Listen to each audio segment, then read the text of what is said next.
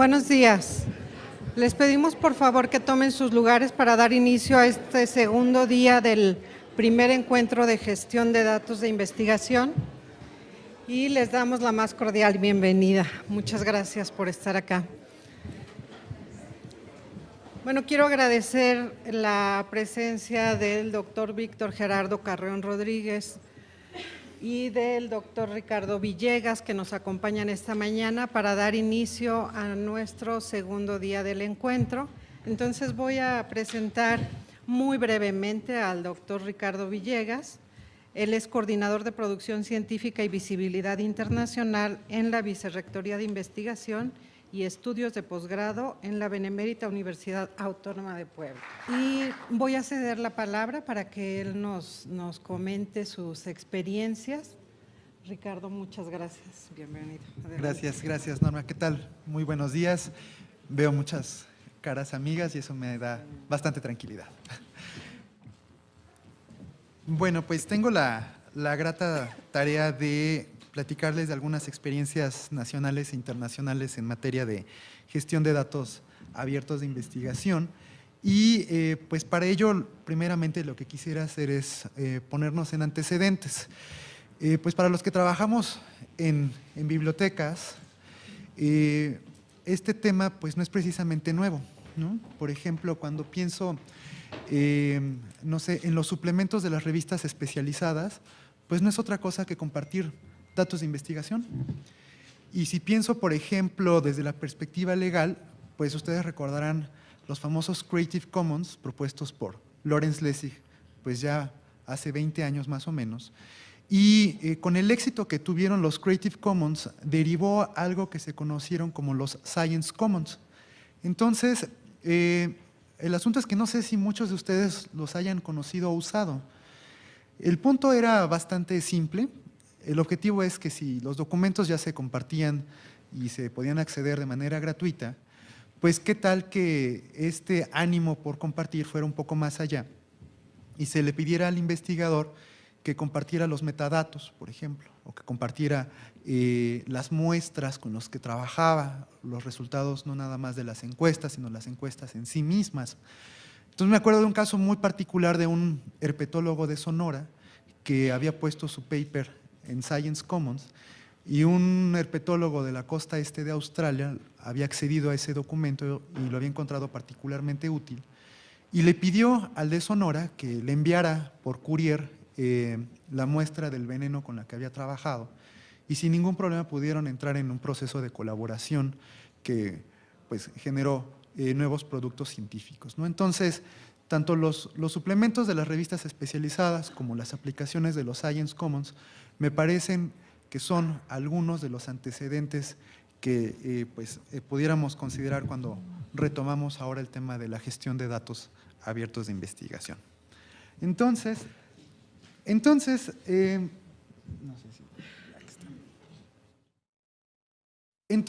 la pregunta que se mantiene como una constante, y al menos es la que yo con cierta frecuencia hago a los investigadores para los que trabajo allá en la Autónoma de Puebla, es que si ellos están interesados en compartir sus datos de investigación. Y pues en muchas ocasiones la respuesta es como que ¿de a cambio de a qué? ¿No? O sea, si tanto trabajo me cuesta recopilar mis datos, pues como que no va a ser tan fácil que te los quieran compartir. Entonces, si una cosa es el ánimo y otra cosa es el trabajo que cuesta generar esos datos.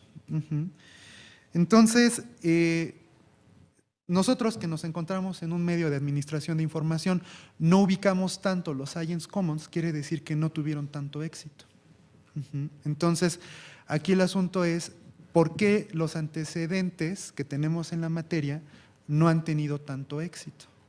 Y muy probablemente la respuesta está en que muchos investigadores no desean compartir esos resultados, ¿no? Y otra cosa que también encuentro es que las áreas del conocimiento, pues ustedes mejor que yo lo saben, se comportan de una manera radicalmente diferente en cuanto a recolección de datos. Entonces, definitivamente yo encuentro que va a ser muchísimo más útil esta tendencia de gestión de datos para las áreas de las naturales por encima de las sociales. Yo estoy formado en sociales y yo encuentro muchísima utilidad en los datos, pero siento que un genetista va a encontrar en este tipo de soluciones pues, oportunidades más inmediatas o soluciones más contundentes que algunas otras áreas. No estoy diciendo que esto no sirva para otros, estoy diciendo que la utilidad va a ser diferenciada en función del área del conocimiento, ¿no? Y de ahí que yo cite esta famosísima frase que dice que las ciencias naturales hablan de sus resultados, mientras que las sociales hablan de sus métodos, ¿no? Entonces, pues, definitivamente eso nos va dando un antecedente de que si habremos de hacer gestión de datos, pues tenemos que prever que el tratamiento de nuestros usuarios y de sus datos, pues va a tener que ser diferenciado. Entonces, esto me conduce, gracias, ¿no?, a cuestionar lo relacionado a la protección de los datos. Resulta ser que los datos no tienen derechos de autor. Y esto es algo que me parece muy importante mencionar. Cuando en la Escuela de Ciencias de la Información se nos hablaba de esta famosa trilogía, ¿no?, de dato, información, conocimiento, ¿no?, y que se nos hablaba de la sociedad de la información y de la sociedad del conocimiento, pues ahora estamos regresando a la sociedad de los datos, ¿no? Entonces, en lugar de ir para adelante, pareciera ser que fuimos para atrás, ¿no? Y eso me parece muy interesante. Y entonces, fíjense que hay un caso muy interesante desde la perspectiva legal, en donde un músico tuvo la idea de tomar el número pi, 3.1415, bla, bla, bla, bla, bla, ¿no?, y asignó un valor en una nota musical a cada uno de los dígitos del 1 al 0. Y entonces, en una escala tonal, dijo, bueno, pues esto, si yo toco el 3.1415, bla, bla, bla, sonaría de tal forma, ¿no? Y entonces hizo lo que conocemos como la sinfonía pi. Al poco tiempo, otro músico hizo prácticamente lo mismo, pero ya en una escala tonal diferente. ¿Cuál era la consecuencia? Pues iba a sonar diferente. Pero el origen era exactamente el mismo.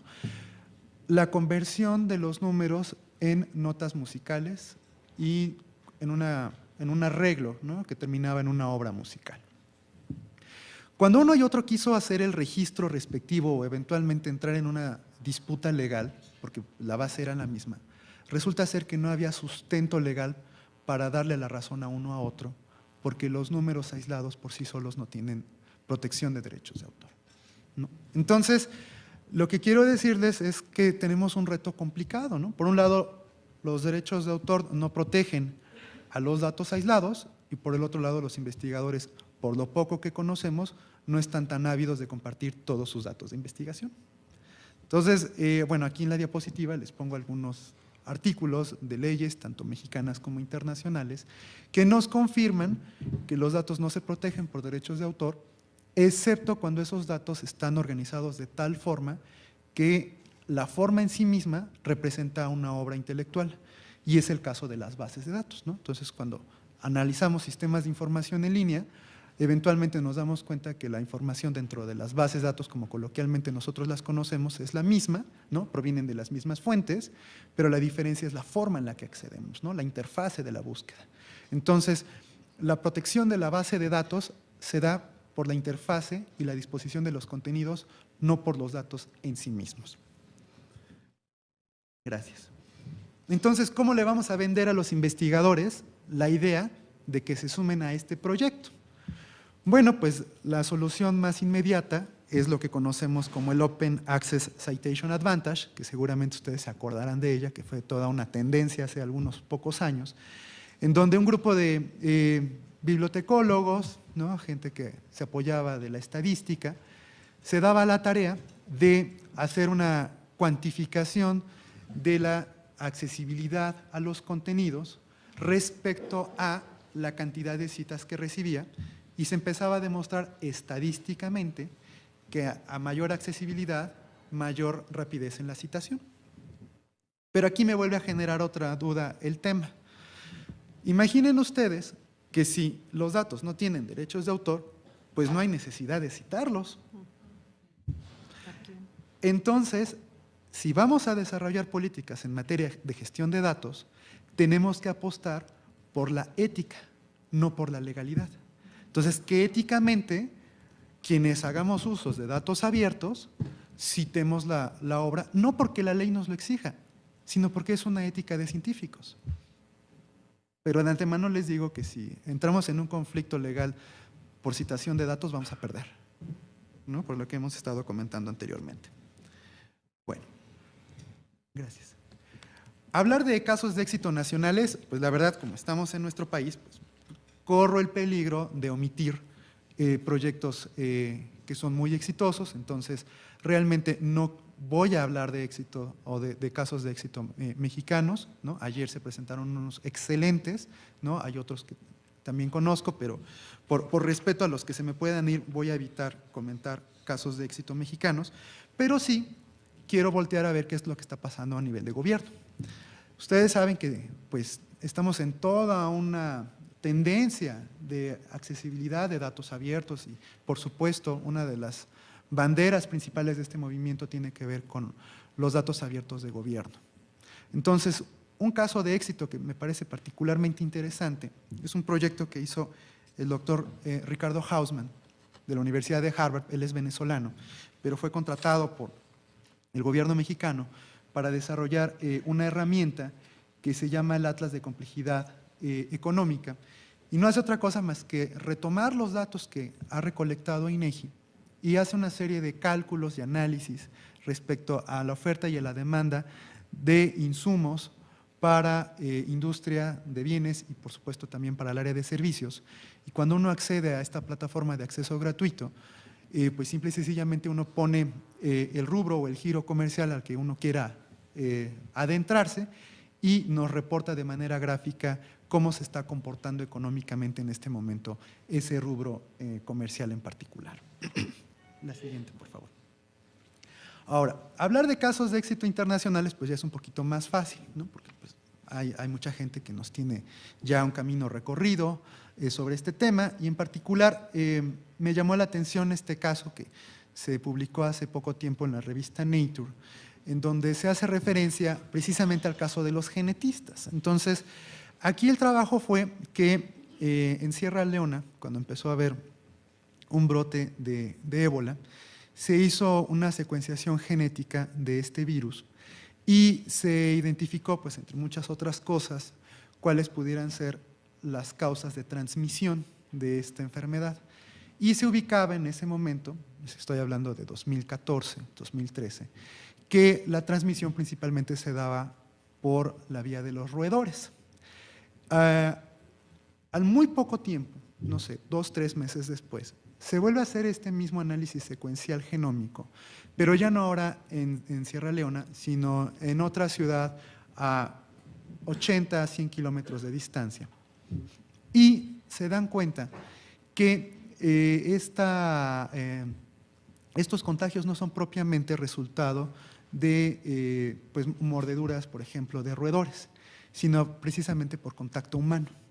Entonces, este estudio se logra precisamente a la disponibilidad de las bases de datos sobre la secuenciación de los virus, entonces, o del virus en particular del ébola. Entonces, esto fue muy útil y es un ejemplo bastante útil de cómo precisamente la disponibilidad de los datos de investigación, cuando se permite su distribución por bases de datos, por ejemplo, como el GenBank del NCBI, pues son particularmente funcionales, ¿no? Otro caso que me pareció muy interesante, y bueno, pues lo comento porque fue prácticamente un caso personal, es el del paper que les estoy mostrando ahí. Primeramente, bueno, pues ustedes conocen muy bien esta revista, ¿no? La revista PLOS ONE es un mega journal multidisciplinaria con factor de impacto casi de 4 puntos, entonces eso es algo de reconocer, no es necesario dar más explicaciones de esta revista. El paper pues hace referencia a un tema que nos es muy común a los que trabajamos en temas de información, que tiene que ver con el comportamiento de la citación en las áreas del conocimiento, y se vuelve a hacer esta diferenciación entre las sociales, las humanidades, etcétera, etcétera. Bueno, a mí me puede encantar este paper porque los datos de investigación están abiertos en una plataforma que se llama Figshare. Pasamos la diapositiva, gracias. Entonces, no nada más pude muy fácilmente acceder al contenido, sino que dentro del mismo paper se notificaba al lector que todos los datos para hacer los cálculos estaban disponibles en esta otra plataforma. Entonces, yo necesitaba en ese momento hacer una cuantificación del número de artículos publicados por revistas en función de su área del conocimiento y sus respectivas citaciones, y eso hubiera sido un trabajo que me hubiera consumido pues, un muy buen rato metiéndome en bases de datos, y pues como ya se podrán imaginar, fui muy feliz al poder descargar este dataset en 3 segundos, ¿no? Entonces, el trabajo que me hubiera consumido 15 días haciendo cálculos, pues se redujo a 3 minutos. Entonces, aquí lo que me queda claro es que estamos frente a un caso en donde la administración de los derechos de autor, junto con la buena disponibilidad de los autores para compartir sus datos, junto con la presencia de tecnología, pues nos hacen precisamente una serie de herramientas particularmente útiles para los procesos de investigación. ¿Cuáles son las oportunidades que yo encuentro dentro de todos estos temas de gestión de datos?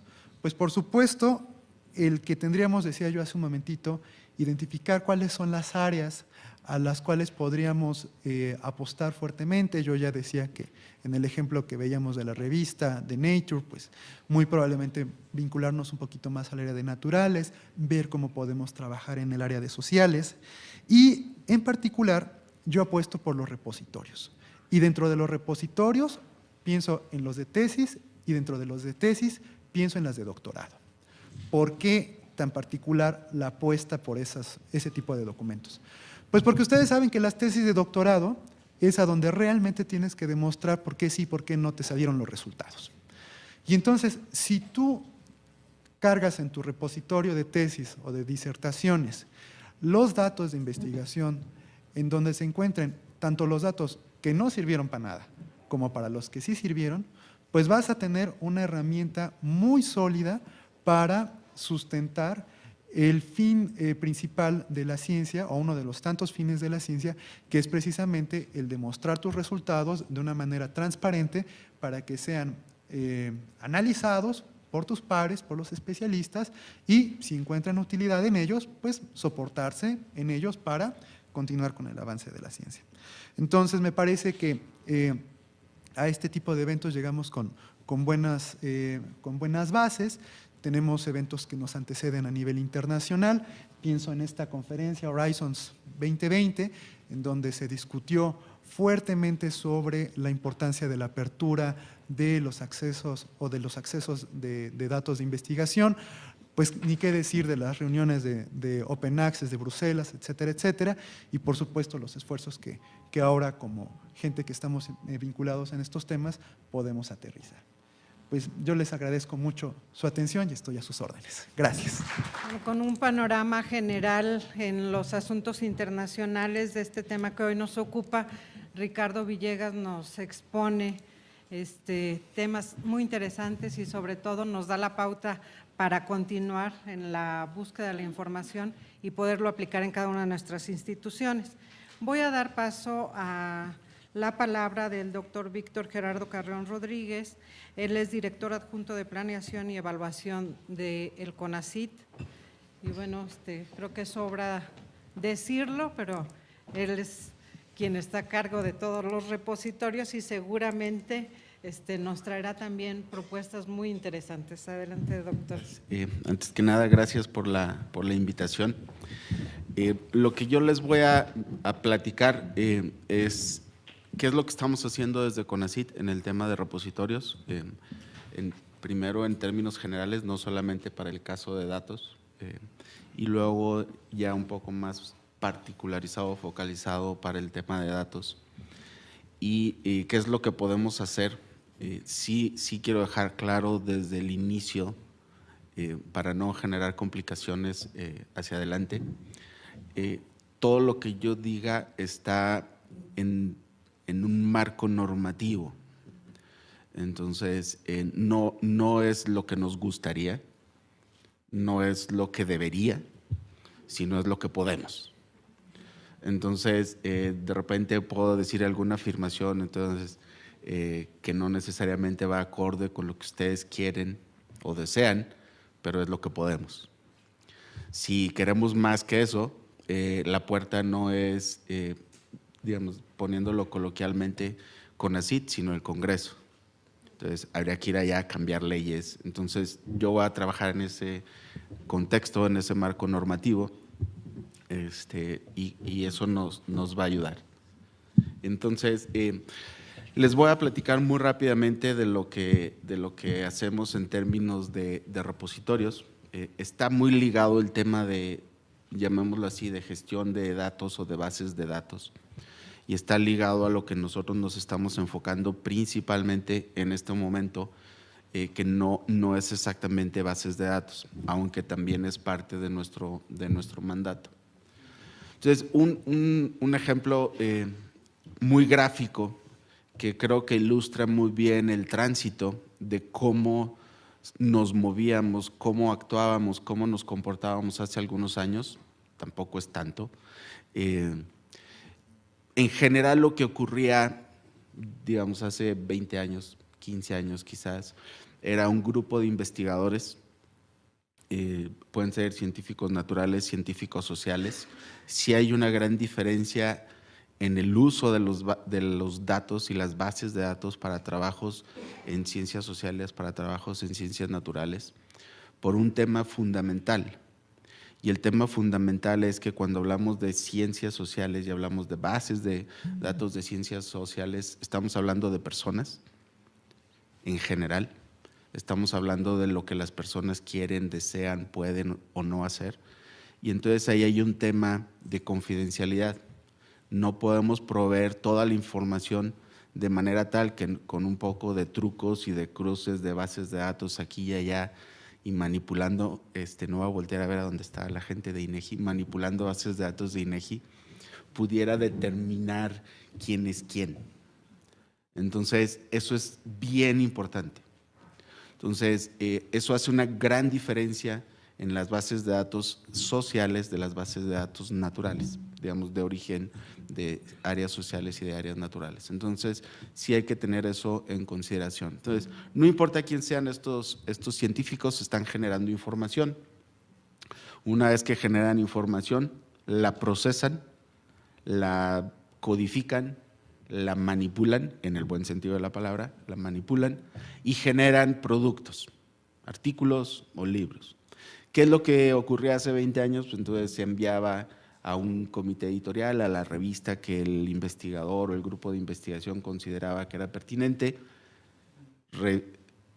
era revisada por pares y había dos opciones, se rechaza o se regresa a los investigadores para que la mejoren, incorporen los comentarios y luego se publica.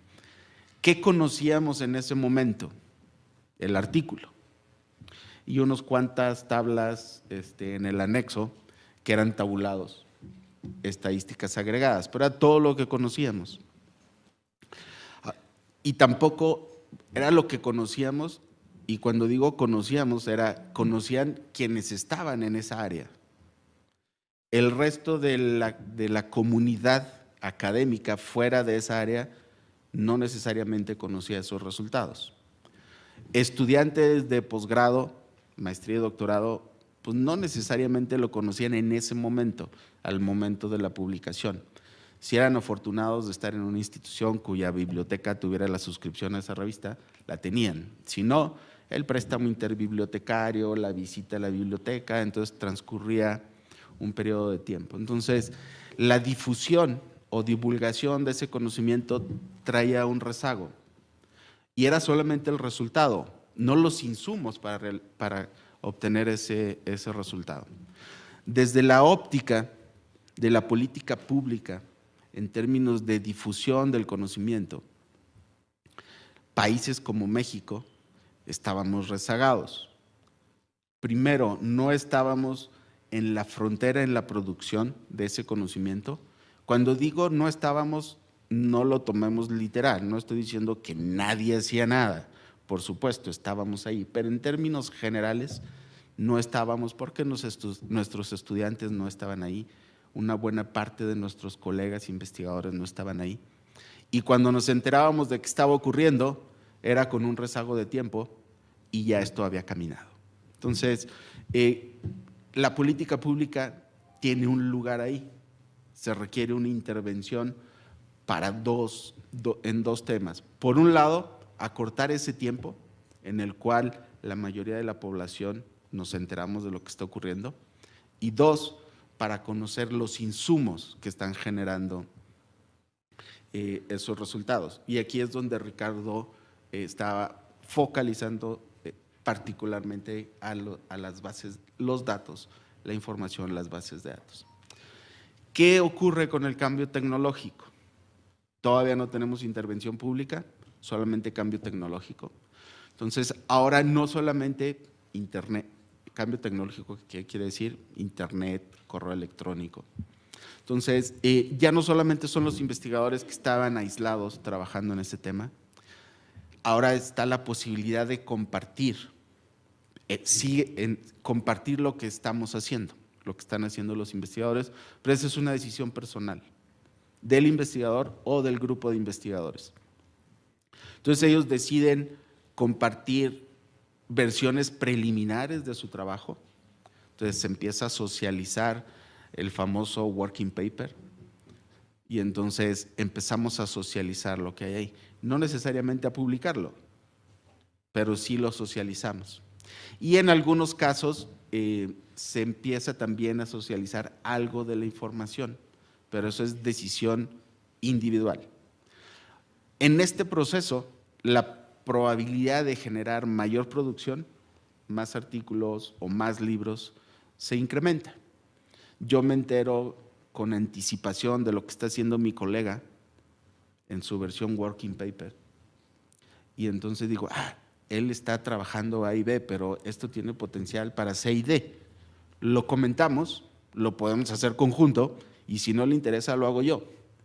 Pero eso anticipó ese proceso. En lugar de esperar hasta que se publicara el artículo, me enteré antes. Entonces, eso genera mayor producción, nada más por esta red informal de socialización de productos preliminares y bases de datos. Pero la tecnología va rápido y entonces ahora sí, llegamos e intervenimos. ¿Y cómo se realiza la intervención? Es justo en el punto en el cual terminó Ricardo. Es, ¿qué tal si creamos un repositorio? ¿O qué tal si se crean repositorios? ¿Qué es lo que ocurre con la creación de un repositorio?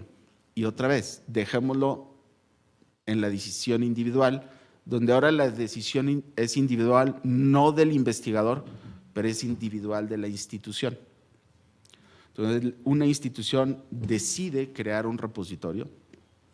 Dicen, bueno, vamos a poner aquí todas nuestras tesis de maestría o doctorado. Vamos a poner aquí todas nuestras bases de datos y creamos un laboratorio de microdatos, por ejemplo. Entonces, se empieza a crear información. A crear no porque los datos sean nuevos, sino porque se está creando algo. Al tener un repositorio y esta institución de manera individual toma esa decisión, primero toda la comunidad de esa institución tiene acceso. Ya no solo a los productos, no solo a las versiones preliminares de los productos, sino a los insumos en términos de información. Eso es un paso gigantesco. Entonces, ya no solamente se va a generar el artículo derivado del artículo, sino el potencial de tesis y de ir mejorando las bases de datos porque se pueden ir agregando variables. Pero eso sigue siendo una decisión individual. Entonces, cuando observamos eso, el potencial para que esto se incremente es enorme y entonces ahora sí se toma la decisión en términos de política pública. Entonces, es ahí donde intervenimos nosotros, intervenimos desde CONACYT e intervenimos por un mandato de ley. Y aquí está un poco el cronograma. Entonces, ¿qué es lo que ocurrió y qué es lo que está ocurriendo en este momento? En mayo de 2014 se hace un cambio en ley, la Ley de Ciencia y Tecnología, y se introduce por primera vez el concepto, no necesariamente las estrategias, pero sí el concepto de acceso abierto. En términos llanos, lo que dice la Ley de Ciencia y Tecnología en ese rubro es, y creo que, la verdad yo no estuve ahí en la discusión, pero me imagino. Entonces, como no estuve, yo puedo construir una historia, no la tomé como si yo hubiera estado ahí, pero yo me imagino que así fue como ocurrió. Entonces, seguramente era alguien que tenía los problemas que nos comentó Ricardo hace un rato, que iba a decir sufre, pero en realidad se disfrutan en la institución. Entonces, él tiene el interés de que la información sea pública, los datos sean públicos, pero luego están todos los colegas investigadores, bueno, pero ¿cómo por qué? Si esto yo lo hice y me tomó 5 años generar esa base de datos, Ricardo le dice, el dato no tiene derechos de autor, y yo, si yo soy ese investigador, le digo, pero yo hice el cuestionario, y ese cuestionario tiene derechos de autor, es mío. Entonces, empezamos ahí a tener una discusión. Entonces, la ley, para resolver un poco ese problema, dijo, y así está escrito en la ley, es toda aquella producción, y cuando hablamos de producción es producción académica, científica, tecnológica y de innovación. ¿A qué nos referimos con eso? Libros, artículos, tesis, bases de datos, que hayan sido generados con financiamiento público. Lo siento, estimado colega, qué bueno que usted hizo el cuestionario, pero lo hizo con recursos públicos. Qué bueno que la idea fue suya, pero tuvo una beca CONACYT que le ayudó a tener esas ideas. Y podemos seguir estirando el argumento. Pero entonces, todo aquello que haya sido financiado con recursos públicos es sujeto de aplicación de esta ley. Pero luego había algunos que podrían decir, no, yo jamás recibí financiamiento. Pero si utilizó infraestructura pública, es como si lo hubiera recibido. Entonces tampoco se nos van a escapar, porque los colegas de Ricardo así son, ¿no? Entonces siempre andan buscando por dónde. Entonces, todo lo que ha utilizado infraestructura pública o haya recibido recursos públicos está sujeto a esta ley. Y de todo lo que se genere con eso debe ser público. Entonces, ya no necesariamente aplica si el derecho de autor en datos o no, porque le damos un poco la vuelta. Y entonces, ahí está. Eso fue en mayo de 2014. Noviembre de 2014 se publican los lineamientos generales para los repositorios. Noviembre de 2015 los lineamientos técnicos, y a partir de ahí empieza a operar la política. Entonces empieza a haber convocatorias para financiar repositorios. Entonces, ¿cómo se va a implementar esta ley? A través de una red de repositorios institucionales que van a ser interoperables con un repositorio nacional. Aquí empezamos a tener otra vez un poco de complicaciones en términos de la implementación, pero es porque nuestros colegas, los investigadores, me pongo del lado de los investigadores, así somos. Ahorita yo estoy siendo funcionario público y no me agrada cómo son, pero en términos de cómo le buscan, no que no me agraden de su trabajo, por supuesto me encanta, sino cómo le están buscando recovecos a esto para darle vuelta. Pero bueno, Ricardo sabe más de eso que yo.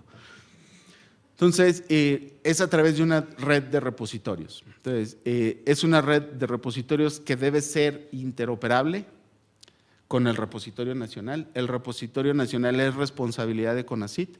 Los repositorios institucionales, su nombre lo dice, son responsabilidad de las instituciones.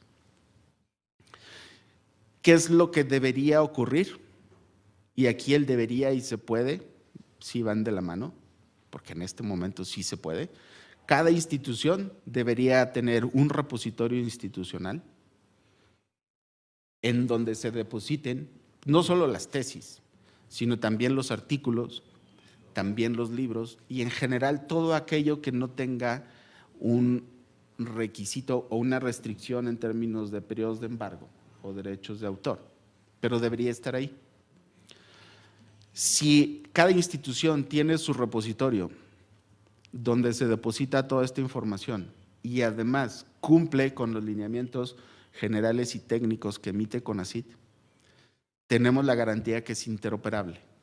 Y si es interoperable, nosotros podemos cosechar en ese repositorio.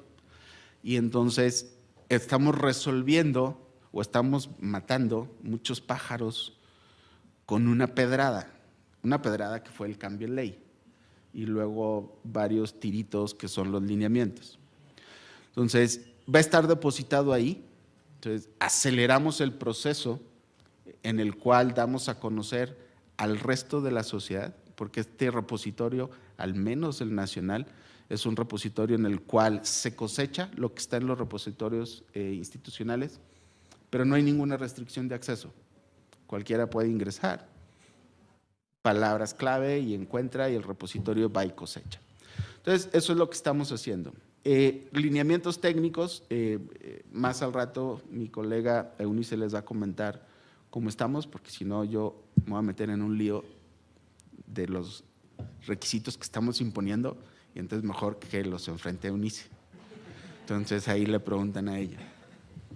Un tema fundamental, este no es un tema técnico, los problemas técnicos los van a comentar en un rato, pero este es un tema fundamental para tener garantía de que lo que estamos haciendo nos va a permitir generar luego estadísticas que sean útiles. Hay un tema de catálogos y yo les puedo preguntar, por ejemplo, nada más que luego nos vamos a ventilar. Aquí hay varios bibliotecarios, bibliotecarias, ¿no? Hay investigadores, investigadoras, habemos algunos funcionarios públicos. Cuando estamos hablando de metadatos, atrás de todos estos recursos debe haber un metadato. Si lo dejamos al gusto de cada uno de los operadores de los repositorios institucionales, cada quien va a poner el nombre de la entidad federativa como lo sienta más cercano a su corazoncito. Y cuando yo quiera cruzar información o cosechar, va a ser imposible. Entonces, más allá de los requisitos técnicos, hay un tema de catálogos, y aquí sí es un tema, la palabra no es como la más correcta, pero es un tema en el cual impone CONACYT. Entonces, los catálogos son los que decide CONACYT. No es el catálogo que la institución dice, mira, para mí las áreas del conocimiento son estas, porque aquí esas son irrelevantes y las borro. Y esta creo que habría que desglosarla un poco más y la abrimos así o asado. No, el catálogo es el que impone CONACYT. En descargo de CONACYT, por ejemplo, estamos utilizando catálogos que impone INEGI. Entonces no le echen la culpa a CONACYT. Pongámosle impone. Entonces, la mayoría de los catálogos son catálogos que siguen normas, que siguen las definiciones de INEGI, que son muy importantes, que siguen estándares internacionales. Lo que nosotros vamos a hacer es imponer esos catálogos. Eso lo que va a garantizar es que la interoperabilidad y la comparación de la información va a ser mucho más fácil y mucho más ilustrativa. Entonces, yo solamente lo dejo en el tema de catálogos, el tema técnico lo van a ver más tarde. ¿Qué es lo que vamos a estar cosechando y ya estamos cosechando? En este momento estamos principalmente enfocados, no porque no sea de nuestro interés, estamos en tesis y en artículos que no estén en periodo de embargo. Muy pronto nos estaremos moviendo hacia las bases de datos. Como ustedes lo saben y lo han estado discutiendo desde ayer y hoy y el resto del día, ese es un tema un poco más complicado. No solamente por las definiciones, no solamente por la característica del recurso, sino también hay un tema importante que es crucial, es cómo se va a preservar esa información y cómo se va o no permitir que crezca. ¿Eso qué quiere decir? Yo tomo una base de datos que genera Ricardo y digo, mira, creo que con tal o cual identificador yo lo puedo pegar con esta otra. no al 100, pero corrijo así. Eso de no al 100 y corrijo así ya no necesariamente cumple el resultado final con la filosofía con la cual Ricardo creó su primera base de datos. Entonces, ese es un tema fundamental. Vamos a terminar descansando muchísimo en temas éticos, porque yo debo ser totalmente honesto y de justificar por qué la modifiqué así o asado. Entonces, ese es un tema que estamos trabajando. Ya nada más para terminar, ¿cómo se empata esta estrategia de repositorios con la estrategia de acceso abierto en una concepción más amplia? Considerando que el tema de acceso abierto es familiar cercano de un tema que ustedes han estado comentando aquí, Ricardo medio lo fraseó, pero no lo dijo abiertamente, que es ciencia abierta. Entonces, acceso abierto, ciencia abierta, son familiares cercanos y debemos ir caminando alineados a lo que está ocurriendo ahí. Acceso abierto es lo que dice la ley y eso es a lo que estamos obligados. Entonces, por un lado, la estrategia de repositorios, está el repositorio nacional, los repositorios institucionales.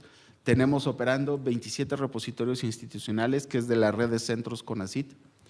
Tenemos 35 repositorios que están en construcción, que son resultado de la primera convocatoria. La segunda convocatoria para repositorios cierra mañana. Si alguno de ustedes estaba interesado, le queda muy poco tiempo. Mañana cierra. Entonces, esperamos tener ahí una cantidad similar de repositorios que estén siendo sujetos de apoyo.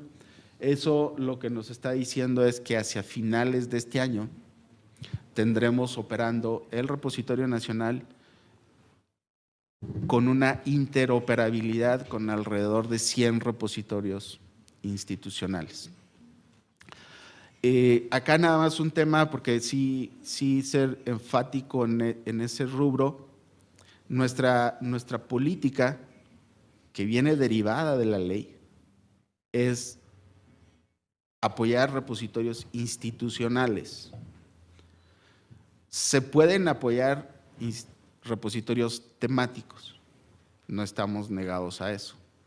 Nada más tenemos que ponderar. La ponderación es la siguiente: si nosotros desde CONACYT la decisión va a apoyar repositorios temáticos, me quedan 5. Apoyar repositorios temáticos, casi de entrada estaríamos cancelando la vía de los repositorios institucionales. Pensemos, tenemos un repositorio temático y me lo voy a inventar para que no herir susceptibilidades. El repositorio temático que se refiera a todos los sistemas planetarios parecidos al sistema solar, como el que descubrieron, que anunciaron ayer, ¿no? Entonces, hay muchísima gente trabajando en ese tema. Y entonces ellos dirían, wow, entonces yo voy y deposito ahí, en ese repositorio. ¿Qué va a pasar con todas las instituciones que tienen sus departamentos, sus escuelas, sus divisiones de astronomía, astrofísica? ¿Cuándo van a conseguir un repositorio? Va a ser bien complicado, porque los investigadores de este tema se van para allá, los investigadores de otro tema se van para allá, y entonces vamos a terminar con repositorios temáticos, donde va a ser bien complicado para las instituciones luego cómo darle el seguimiento a sus tesistas, a sus egresados. ¿Dónde diablos van a depositar las tesis de sus egresados? Entonces terminaríamos con repositorios institucionales solamente de tesis y todo el resto de la producción desperdigada. Entonces, en este momento nosotros estamos enfocados en repositorios institucionales para evitar ese problema. No porque no sea de nuestro interés, sino porque en este momento la prioridad es otra. Entonces, vamos por repositorios institucionales que estén en interoperación con el repositorio nacional. Entonces, eso será hacia fin de año, 100 repositorios interoperando con el repositorio nacional. ¿Cuál es otra estrategia? Ustedes también la conocen. Tenemos una estrategia para compra de recursos de información. Es un consorcio en el cual se pagan suscripciones a aquellas revistas que así lo tienen, para también garantizar que el tiempo en el cual se publica y se tiene el acceso es más corto para los usuarios. Y acá es para los usuarios, en este caso, académicos, investigadores y estudiantes de posgrado. Entonces, eso nos está ayudando, esas dos estrategias nos están ayudando en el tema de acceso abierto. Repositorios es a la población en general, con RICIT es a la población, investigadores y estudiantes. ¿Cómo hacemos que esto crezca? En cualquiera de los dos casos, sea vía con RICIT, sea vía la red de repositorios, estamos hablando de información muy técnica. Lo que está ahí es muy técnico. Lo fraseo así porque si lo digo es muy formal, luego los científicos duros dicen que los sociales no somos formales. Y entonces, para no generar complicaciones, son muy técnicos. Cada uno tiene sus tecnicismos. Entonces, no necesariamente es de acceso abierto a la población en general. Lo que está ahí es una tesis de maestría, lo que está ahí es una tesis de doctorado, y un estudiante de prepa pues no necesariamente va a entender lo que está ahí. Medio se podría dar una idea, pero no va a entender lo que está ahí. Entonces, en este tema de acceso abierto también tenemos una estrategia que es comunicación pública de la ciencia.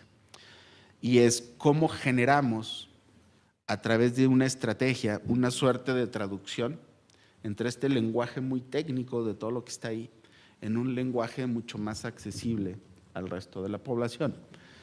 Si conseguimos eso, en realidad ese es el paso fundamental. ¿Por qué? Porque vamos a generar condiciones para que niños de primaria, niños de secundaria entiendan y se interesen de qué es lo que está pasando.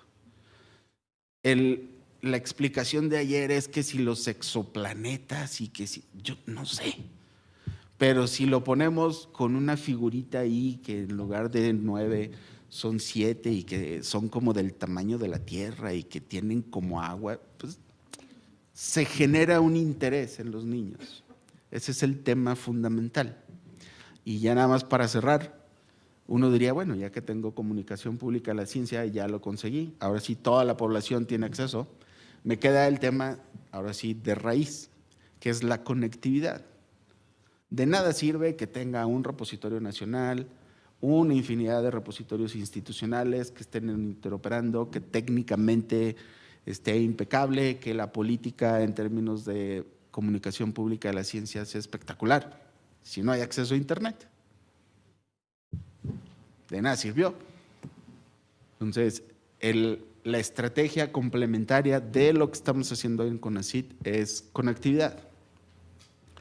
Estamos trabajando con la Secretaría de Comunicaciones y Transportes. En un par de semanas, 3 máximo, se estará firmando un convenio de colaboración en el cual CONACYT, de la mano de Comunicaciones y Transportes, se va a implementar una estrategia para dotar de fibra óptica anillos en las ciudades que luego se interconecten con la red troncal que ya tiene SST, que haga que la conectividad en las instituciones de educación superior sea lo que debería ser.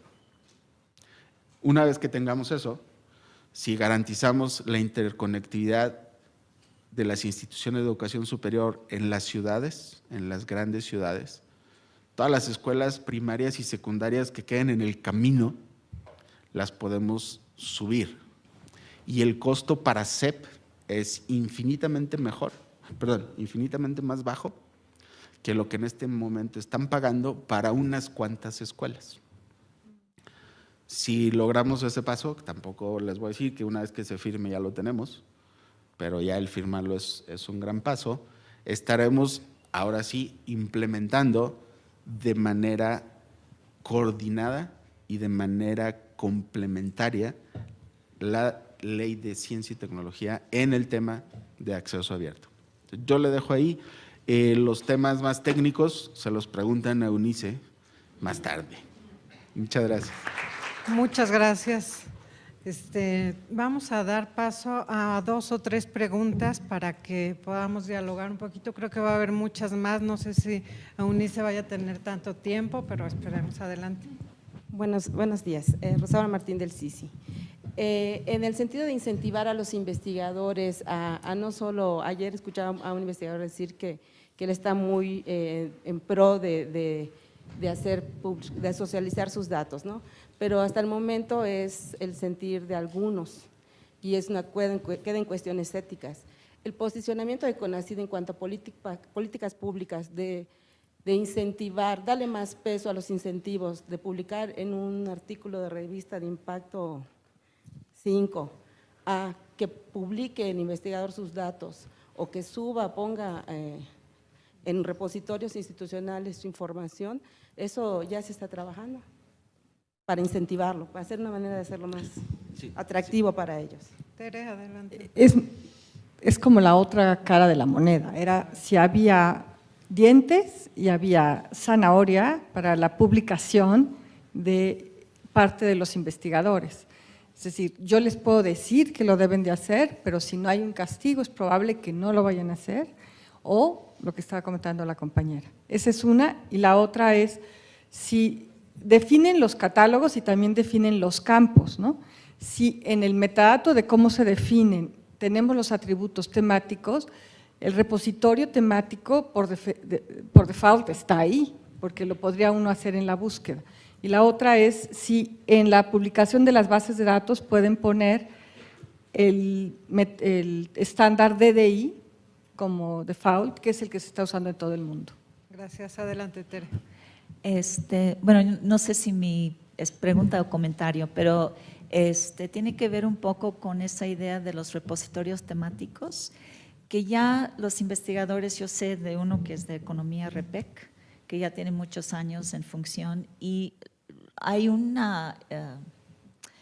deseo propio del investigador de depositar ahí porque sabe que tiene cierto impacto y una manera de compartir su información. ¿Cómo podemos usar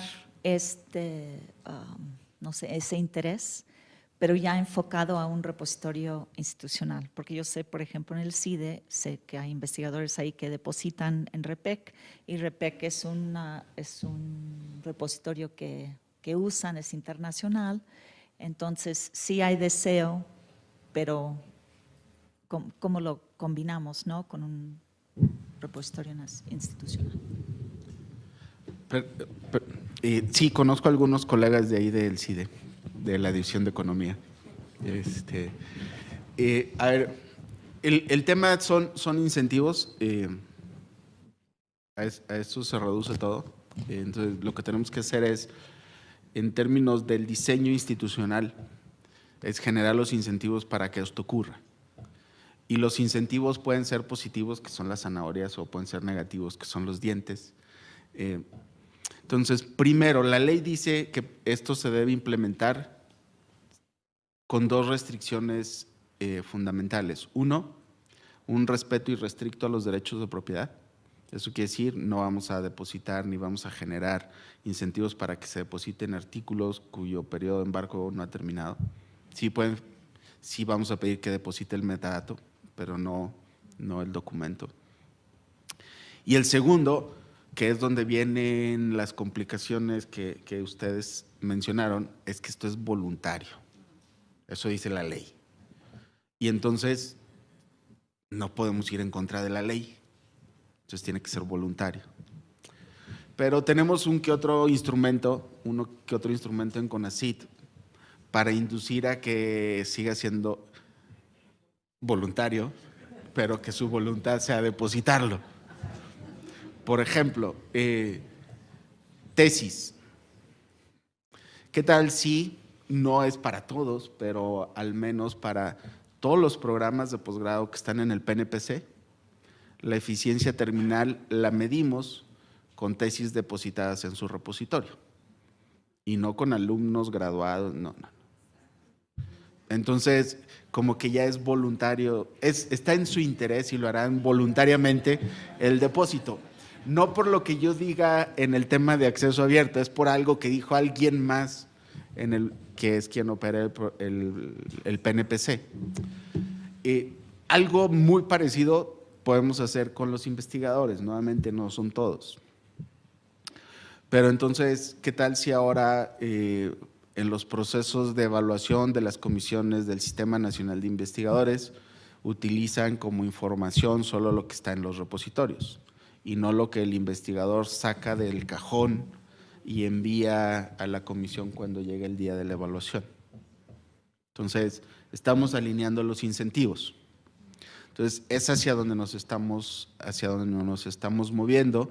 En todas nuestras convocatorias donde ya están siendo financiados proyectos de investigación, viene ahí un recordatorio, estos son recursos públicos, por lo tanto usted estaría no obligado, pero la ley diría que voluntariamente, pero nosotros en esas reglas de operación sí podemos imponer, porque es una decisión de CONACYT, que todo lo que genere ese proyecto con ese financiamiento, después de un periodo de tiempo, debe estar depositado en su repositorio. Entonces, son decisiones que estamos tomando y hacia allá nos estamos moviendo. Estándares los vamos a seguir porque así es como debemos hacerlo. Si no, es como crear una red una vía de ferrocarril con 2 metros de separación entre una y otra, cuando al llegar a la frontera resulta que es de 3, ya no se pudo, ¿no? Entonces, estamos siguiendo estándares internacionales en todo lo que tenemos. En los metadatos, sea documentos, sea base de datos, lo vamos a hacer, ¿no? En el tema de las bases temáticas, pongámonos en el ideal, que es hacia donde la ley nos mandata ir. En el ideal debemos tener un repositorio nacional y un repositorio institucional por cada institución de educación superior, al menos. Hay instituciones como la UNAM, que tiene varios, las grandes instituciones podrán tener varios, pero el ideal es uno. Si seguimos las normas, si seguimos los estándares, si seguimos las reglas para los metadatos, los repositorios temáticos van a caer por su propio peso, sin ningún problema. Y si un colega o un grupo de colegas decide hacerse cargo, y cuando digo hacerse cargo es porque va a generar estadísticas temáticas, porque va a generar comparaciones internacionales temáticas, lo va a poder hacer sin ningún problema. ¿Sí? Nuestra decisión es cómo empezamos, con institucionales o con temáticos, para llegar a donde queremos llegar. ¿Quién de ustedes tomaría la decisión de irse por temáticos? Que levante su mano. Eso, me voy a ir bien contento. Entonces yo voy a decir, cuando me llegue un reclamo, yo abrí la puerta en un foro, en una institución, no voy a decir quién ni nada, y nadie los apoyó, así que lo siento mucho.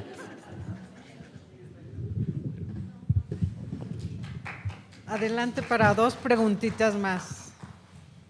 Sí. Si le pasamos el micrófono, por favor, para que quede grabado. Buenos días. Yo nada más le quería preguntar si en esta estrategia van a ir cosechando solamente a los repositorios que ya van participando en las convocatorias, o también van a ir integrando a otros, porque habemos repositorios o instituciones que tenemos repositorios que no hemos participado en las convocatorias por recursos y que estaríamos ya en condiciones de ser cosechados.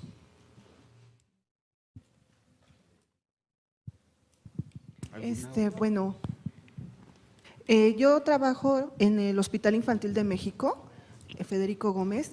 Es una institución que es sede de la especialización en pediatría por parte de la UNAM. La duda que yo tengo, el año pasado empezamos a hacer el repositorio institucional, pero dejaron fuera a todos los artículos que ya se habían publicado en alguna revista internacional o nacional, pero bueno, que ya estaban publicados. Para los investigadores nos mandaron todo eso, más aparte otros documentos. Como ya mencioné, se dejó fuera todo lo que ya había sido publicado en alguna revista y capítulos de libros o libros que también ya habían sido editados y publicados por alguna institución. Entonces, con todo lo que usted ha mencionado, ahorita a mí me surgió la duda si sí fue la situación correcta en dejarlos fuera de este repositorio. Por otro lado, también mi duda es, hay investigadores que trabajan o consiguen becas de CONACYT para financiar sus proyectos y lo hacen, pero también el mismo investigador forma parte de la plantilla académica de la UNAM. Entonces, puede ser que en la mañana estén laborando en sus laboratorios dentro de la institución en el hospital y en la tarde den clase o tengan otras actividades dentro de la UNAM. Cuando ellos llegan a publicar o a tener ya un producto, ¿qué pasa con ese producto? Fue financiado por recursos públicos, pero los mandan a revistas que más les convengan. Entonces, ¿qué pasa con todo eso? Sí son financiados con recursos públicos, pero a final de cuentas también decíamos, es que ya trabaja en la UNAM y de alguna forma cuando sale el currículum publicado en el documento, como primera instancia, investigador de tal carrera, de tiempo completo, de la UNAM. Y así como que en segundo plano, algunos médico de base o director o el puesto que tenga en el Hospital Infantil de México. Entonces, ¿qué pasa con esas dos instituciones? Ok, hola, yo tengo una duda. El CONACYT apoya mucho… ¿Sí? ¿Sí me escucha? Sí, hola. pero no te veo. No me veo, acá arriba me paro. Bueno, el CONACYT apoya mucho en becas en instituciones extranjeras. Quiero saber qué pasa con la investigación de doctorado, si podemos encontrar en el repositorio del CONACYT acceso a esa investigación con instituciones, Harvard, todas las instituciones con mucho prestigio, sí las tenemos en el repositorio, qué tan actualizadas están, con todo el Big Data, se mueve constantemente la información. ¿Qué tan reciente están esas investigaciones de doctorado? Ok. Gracias. Sí. A ver, la primera que fue la más fácil, va a ser la más fácil de responder, perdón. Nosotros en este momento estamos interoperando solo con los de la red de centros CONACYT, porque ya están listos, con el resto se están siendo financiados. En las próximas semanas, no más allá de 2 o 3, estaremos lanzando una invitación a todas las instituciones que ya tienen un repositorio. Nos tienen que dar autorización para poder ir y cosechar, no es de que lo vamos a hacer de manera encubierta con nuestro equipo de sistemas. Entonces, necesitamos autorización explícita de las instituciones de que nos autorizan a interoperar. Para que eso ocurra, sí hay que cumplir ciertos requisitos técnicos y entonces eso lo estaremos haciendo en 2 o 3 semanas. Entonces, sí hay algunas, ya las tenemos mapeadas, Eunice ya sabe quiénes son y dónde están y quién sí cumple y quién no. Entonces, esas también empezarán a estar siendo cosechadas por el repositorio, ¿no? En el tema de la doble nacionalidad, la doble adscripción de instituciones, ahí sí nosotros no tenemos ningún mandato. No podemos intervenir en eso, es decisión de los investigadores y más allá de la decisión de los investigadores es la normatividad de las instituciones. Si la institución, en este caso que ponías el ejemplo, es la UNAM y la UNAM le permite dentro de su contrato laborar en otra institución, pero si la institución principal es la UNAM, pues el investigador pondrá la UNAM, y si la institución de adscripción se lo permite, pondrá la segunda o no, pero eso ya es muy particular de cada institución. Les doy un ejemplo que es el caso de cátedras. Los cátedras CONACYT, todos los catedráticos CONACYT son empleados de CONACYT, pero están adscritos a otra institución y en general están en las instituciones de educación superior y en los centros públicos de investigación, hay unos pocos en hospitales. Nosotros en el contrato dice, usted le va a poner catedrático CONACYT, UNAM, catedrático CONACYT, UAM. Y si no lo pone así, nosotros lo castigamos. También lo vamos a castigar si le pone primero UNAM. Entonces, pero eso es lo que está definido en la norma y eso es institucional.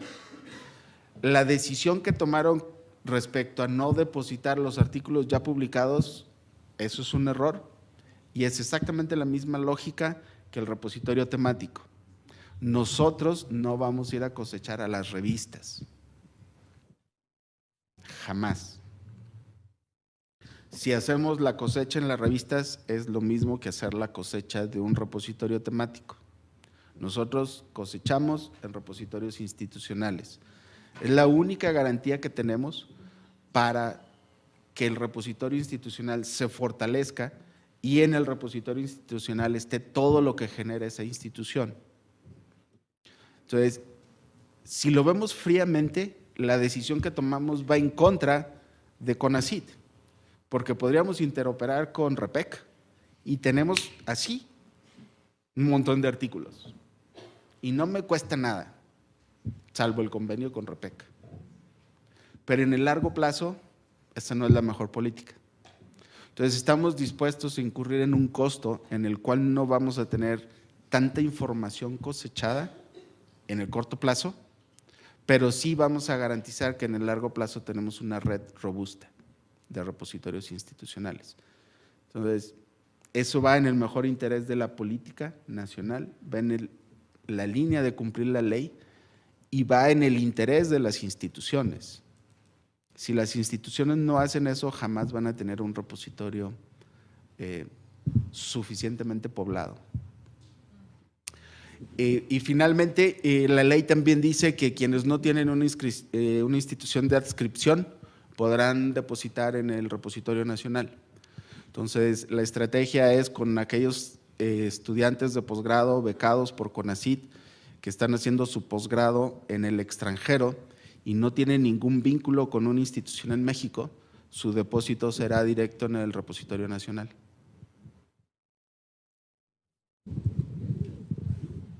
A ver, muy rapidito porque… También se les pide que pongan los algoritmos, porque para recrear los cambios sociales, los algoritmos son muy importantes, sobre todo cuando en el laboratorio no pueden sacar nada. Exacto.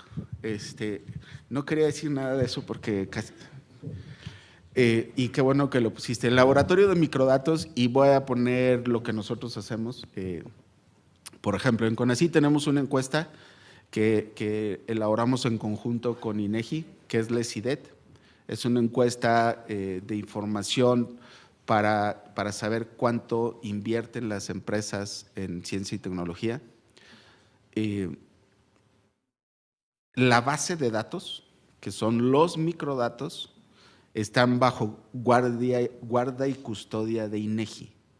Nosotros lo que tenemos, y es lo que acordamos con ellos, es una serie de tabulados y eso se hace público.